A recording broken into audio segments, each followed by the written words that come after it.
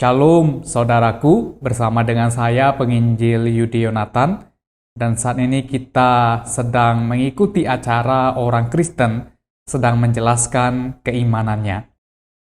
Dalam iman Kristen, Yesus Kristus merupakan pribadi yang diimani sebagai Tuhan dan Juru Selamat.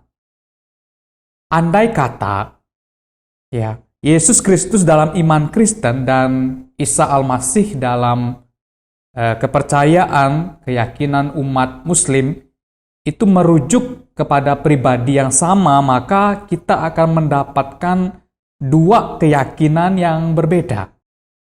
Saudara-saudara kita di umat Muslim yang menganggap bahwa Isa Al-Masih itu hanya sebagai utusan Tuhan atau nabi. Sedangkan dalam iman Kristen, Yesus Kristus itu diimani sebagai Tuhan dan Juru Selamat. Nah, pertanyaan kita di sini adalah, apakah orang Kristen itu mempunyai dasar iman yang bersumber dari Alkitab untuk menunjukkan bahwa Yesus adalah Tuhan? Adakah penjelasan di dalam Alkitab di mana Yesus sendiri mengklaim bahwa ia adalah Tuhan dan Juru Selamat seperti yang selama ini diimani oleh orang-orang Kristen?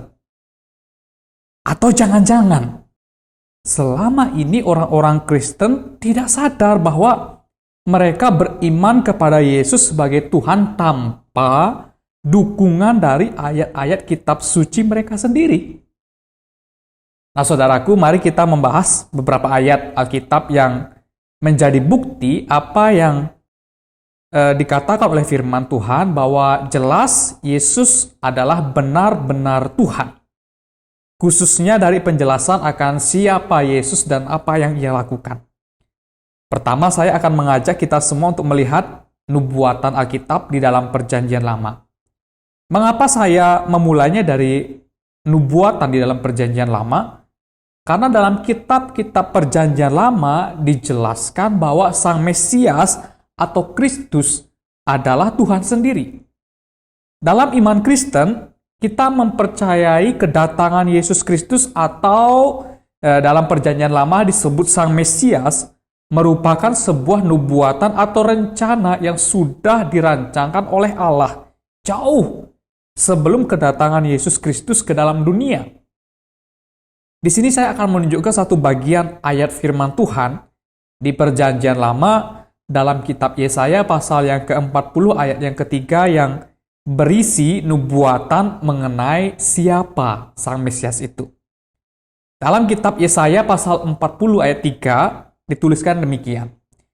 Ada suara yang berseru-seru, "Persiapkanlah jalan untuk Tuhan. Luruskanlah di padang belantara jalan raya bagi Allah kita." Di sini jelas tertulis bahwa Mesias yang akan datang itu adalah Tuhan sendiri. Nubuatan ini digenapi sekitar 700 tahun kemudian, yaitu pada saat kedatangan Yesus Kristus ke dalam dunia.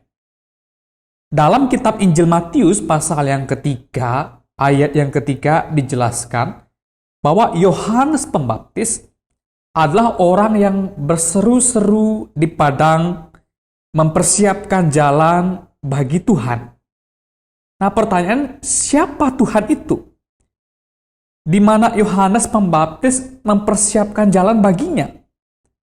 Jawabannya jelas adalah untuk Yesus Kristus sebagai Sang Mesias yang sudah datang. Ini adalah bukti penjelasan dasar dari Alkitab sendiri yang menunjukkan bahwa Yesus Kristus adalah Mesias yang dinubuatkan di dalam Perjanjian Lama. Dalam kitab Yesaya dijelaskan bahwa Mesias itu adalah Tuhan atau Yahweh, sebutan Tuhan bagi orang-orang Yahudi. Dalam Perjanjian Baru dicatat dalam kitab Injil bahwa Yesus Kristus adalah Sang Mesias itu sendiri. Dalam Perjanjian Lama, Sang Mesias itu ditulis adalah Tuhan sendiri yang datang. Dalam Perjanjian Baru, penggenapannya dijelaskan bahwa Yesus adalah Sang Mesias itu sendiri. Dengan kata lain, Yesus adalah Sang Mesias atau Tuhan itu sendiri. Kedua, Alkitab menunjukkan bahwa Yesus adalah Tuhan melalui apa yang Ia lakukan. Kita mengetahui bersama bahwa hanya Allah yang Maha Suci adanya yang mampu memberikan ampunan kepada manusia yang hina dan berdosa. Dalam pelayanannya pada waktu Yesus menjadi manusia, Yesus beberapa kali menyatakan sebuah kuasa pengampunan bagi manusia. Misalnya, kisah di mana Yesus mengadakan penyembuhan di kolam Bethesda pada hari Sabat yang tercatat dalam kitab Injil Markus pasal yang kedua ayat 1-12. Saya akan membacakan mulai ayat yang ke-5 sampai dengan ayat yang ke-7. Ketika Yesus melihat iman mereka, berkatalah Ia, yaitu Yesus kepada orang lumpuh itu, "Hai anakku, dosamu sudah diampuni." Tetapi di situ ada juga beberapa ahli Taurat, mereka berpikir dalam hati, "Mengapa orang ini berkata begitu? Ia menghujat Allah. Siapa yang dapat mengampuni dosa selain daripada Allah sendiri?"